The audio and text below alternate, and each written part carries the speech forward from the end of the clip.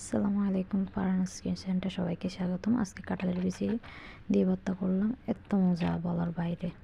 তো প্রথমে কাঁঠালের বিচিগুলো ভালো করে ছিলে একদম একটু ভিজিয়ে ঘষে নিলাম। এরপর এই পাতিলে দিয়ে দিলাম, দিয়ে এগুলো সিদ্ধ করে নেব। পানি দিয়ে দিলাম, এই পাতিল পরিমাণে হাফ পানি দিয়ে দিলাম। এরপর এগুলো সিদ্ধ করে নেব। একটু লবণ দিয়ে নিলাম, তারপর নেড়ে দিয়ে এগুলো ঢাকনা দিয়ে ঢেকে রাখছি 20 মিনিটের মতো। এরপর একটু এরকম নরম হয়ে আসলে ধরে দেখবেন যে নরম হয়ে আসছে কিনা। এরপর কড়াইতে দিয়ে দিলাম রসুন 4-5 কোয়া।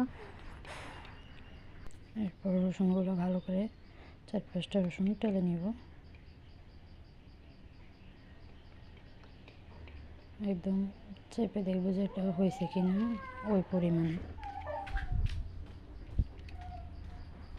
তারপর কড়াইতে দিয়ে দিলাম চিংড়ি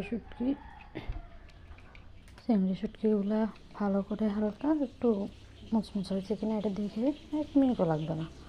তো এগুলো টেলে নেব, মুচমুচে হয়ে যাবে। এরপর কাঁঠালের বিচি যেগুলো সিদ্ধ করা ছিল ওগুলো এই পাটায় বেটে নেব। যে কোনো ভর্তায় পাটা বেটে নিলে এটার মজাটা বেস্ট হয়। কাঁঠালের বিচিগুলো মিহি করে বেটে নিলাম। তারপর চিংড়ি শুটকিগুলো পাটা বেটে নেব।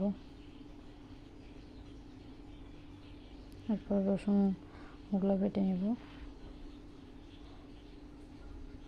এই তো পেঁয়াজ কুচি দিয়ে দিলাম, চিংড়ি শুটকি পাটাগুলো দিয়ে দিলাম, ধনিয়া পাতা কুচি দিয়ে দিছি। তারপর শুকনো মরিচ গুঁড়ো দিয়ে দিলাম।